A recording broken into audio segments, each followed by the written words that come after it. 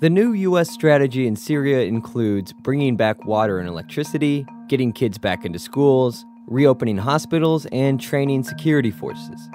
It sounds a lot like low-key nation building, something experts have pointed out.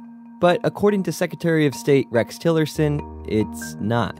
We must be clear, stabilization is not a synonym for open-ended nation building or a synonym for reconstruction.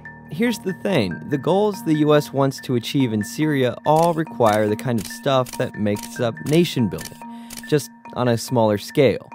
Let's break that down. The goal of getting rid of ISIS and al-Qaeda requires training local forces, something that takes time and boots on the ground.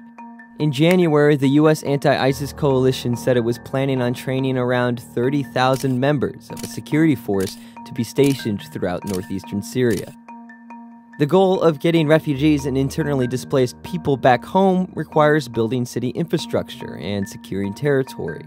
The city of Raqqa was devastated while being retaken from ISIS, and the city has a long way to go before even basic necessities like water and electricity are back.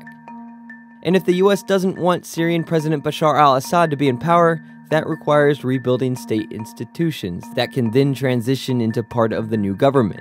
These institutions will be vital for the U.S. for distributing aid throughout the territory and ensuring long-term stability.